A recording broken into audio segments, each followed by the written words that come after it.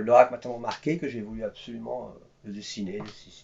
Et un jour, j'ai voulu faire une histoire de Goldorak. Donc j'ai démarré ma première BD en faisant une histoire de Goldorak à ma façon.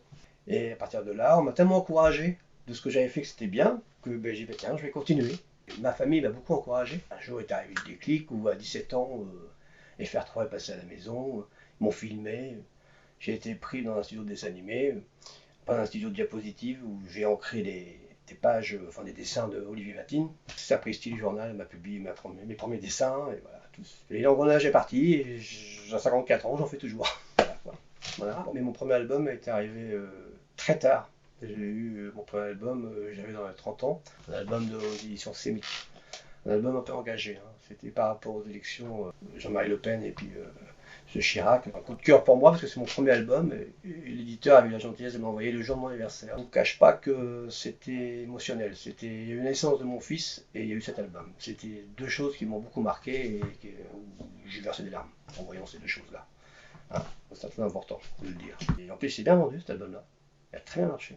Il a même été sélectionné à Angoulême sur la bande dessinée engagée. C'est pas mal, c'est un bon début pour moi. Les Conquistadors, c'est un album que j'ai fait le premier tome 1 a été fait en 2008. C'est l'histoire de conquistadors qui sont perdus dans l'Amazonie et qui cherchent l'Eldorado. Et là, c'était enfin l'album que j'attendais depuis longtemps, que je voulais faire. Il y a de la nature, il y a des animaux, et c'est en plus un album humoristique dans l'esprit Astérix. Donc j'avais fait ça avec Lonis Lamani, qui est scénariste. J'ai fait ça aux éditions Tatamundo. Et j'ai fait le tome 2 en 2012 et on a arrêté. Les ventes n'ont pas fonctionné.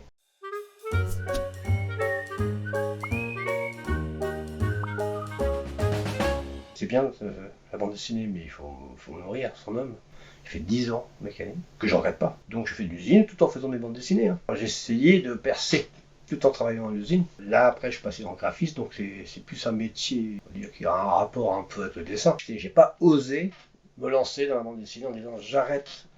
J'avais trop besoin d'avoir cette assurance dans ma tête d'un salaire qui rentre tous les mois. Quand je vois comment c'est dur la bande dessinée maintenant, je ne regrette pas d'avoir fait ce choix.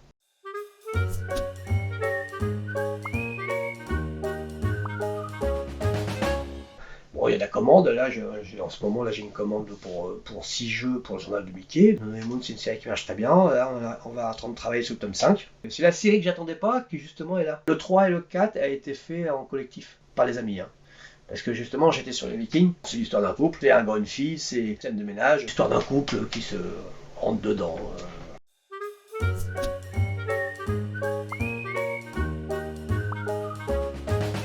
L'édition Varro, c'est un truc qu'on a fondé il y a 12 ans maintenant. C'est Raphaël surtout qui est le noyau de tout ça. Hein. Moi, je suis à l'intérieur plus pour faire tout ce qui est la communication. On est une association à loi non lucrative, donc tout ce qui rentre doit ressortir.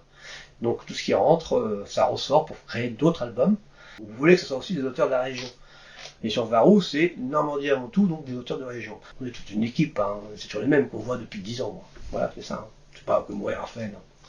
On est dans les papiers, c'est moi et Raphaël, mais en gros, la maison d'édition, comme toute maison d'édition, elle est créée par les gens qui travaillent dedans. Hein. Pas les auteurs, pas les scénaristes, les coloristes. Voilà. Et là, on s'est spécialisé aussi sur des contes et légendes, mais sur des villes. On a en ce moment un projet qui est signé pratiquement sur Brionne.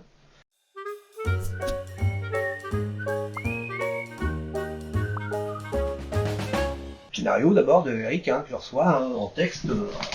J'ai un texte, hein, je reçois un texte avec le détail des cases hein, d'Eric. Hein, et à partir de là, je fais un petit croquis, un petit storyboard. Ensuite, je passe au propre, au crayon. Hein. Et après, derrière, moi, j'imprime sur un bleu, sur un autre papier, et en bleu. Une couleur unie, bleue, de façon à passer après à l'encre.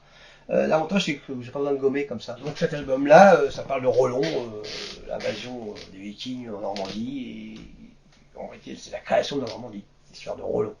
C'est François qui fait les couleurs. Couverture des diarrhées, les pages, François Raynaud. C'est tout public. Ouais.